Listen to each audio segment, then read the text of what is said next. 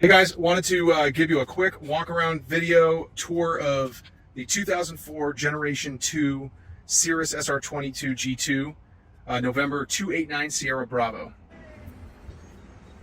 All right, this airplane has a recent factory overhaul of both the engine and the propeller. They currently have about 33 hours on each.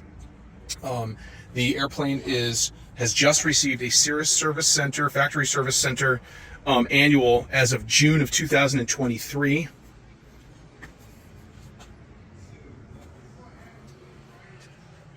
Now, at the time that I'm taking this video, it has not been washed or really cleaned, but you're going to get the general idea here. It has a LoPresti Wingtips with the boom lights here. This airplane is quite unique in many ways and has a lot of really nice STCs that once we get into the airplane, I'll show them all to you. Very, very large baggage compartment here. The side door here.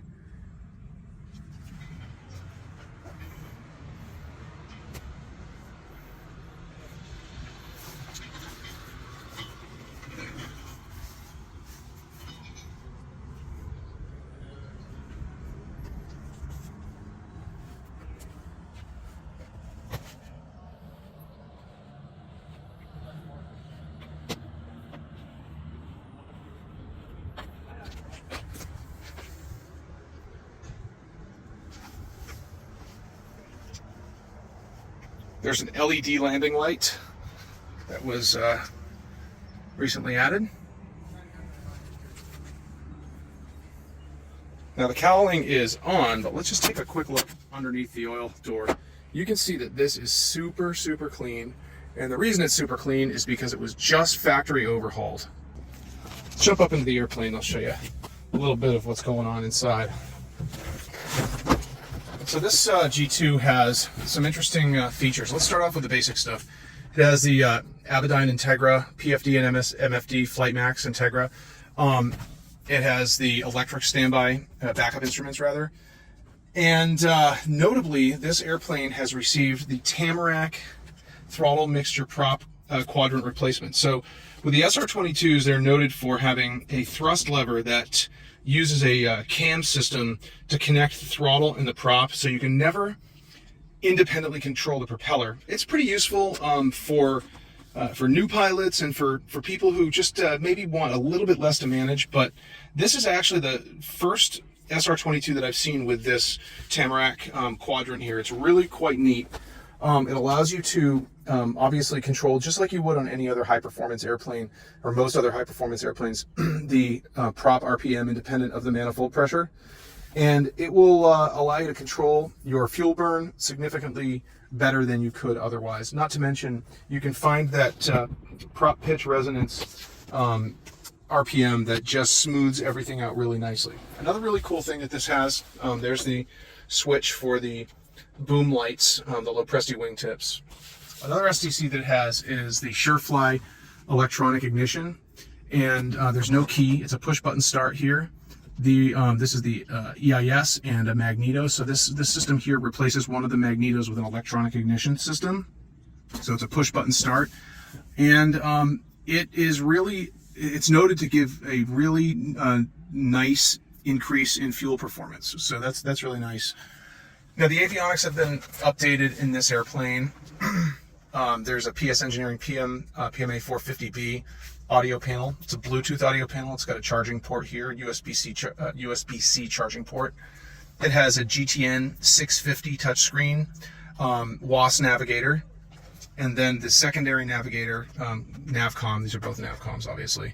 This Navcom is a 430. And as you probably know, 430s are noted for having really bad sunburn screen problems.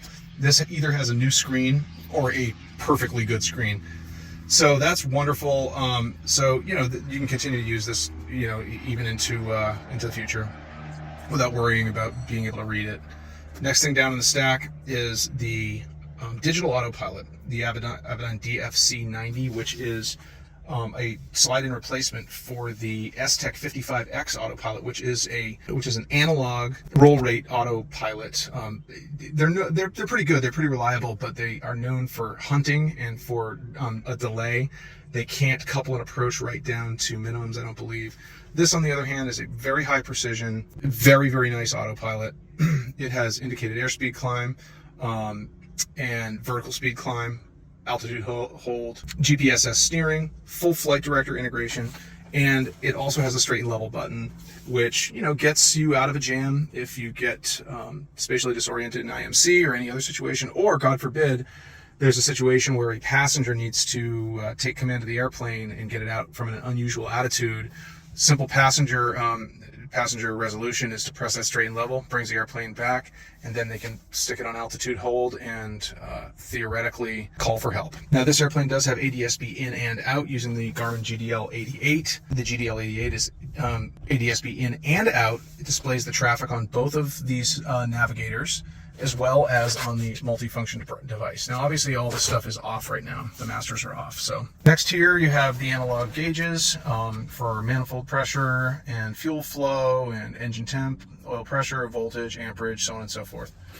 This airplane does not have air conditioning, which will be attractive to a lot of people. Air conditioning is very comfortable and very nice to have. It comes at a price. Air conditioning is known for causing a lot of downstream problems with alternators, and just really the electric air conditioning, as a general rule, requires a decent amount of maintenance and has a tendency to fail. I've had airplanes with both air conditioning and without air conditioning, and I think that in terms of maintenance is concerned, I'd rather not have air conditioning. Now we have the highly desirable rosin sun visors here. Only in the aircraft world can you I'm not going to tell you how much these things usually go for, but they're expensive, and it's a really nice upgrade to have. Now, as you know, if you're looking at an SR-22, it's a side stick here, and it's a real joy to fly. Autopilot, push to talk right on each of the two side sticks here. The interior is all leather. This airplane has two-tone leather interior. The leather's in very good shape. You know, it has some signs of age, but it really shows very nicely. There's a lot of room in the back seat. Especially if there's only one person out back here. I had a friend in here flying today, actually, and he just was remarking how much room is back there. The seats have 5-point harnesses, 1, 2, 3, 4, and then they connect in the middle, so 5 points. And then we'll open up here. This is where you store all your junk. And it also has A&R headset plugs for powered headsets. This aircraft has 2,477 hours on it, on the airframe. But like I said, it has a brand new, almost zero time. It's got like 33, 34 hours since the major overhaul of both the engine and the propeller. Once again, the airplane just came out of annual in June, so like 5 days ago. So you're good for a whole year before you have to deal with annualing the airplane. And it is just a joy to fly. If you have any questions, feel free to reach out to me directly. You can call me or text me on my cell at 917-524-7254 anytime, and we'll get right back to you, and hopefully you can be the next lucky owner of this airplane. So have a great day, guys.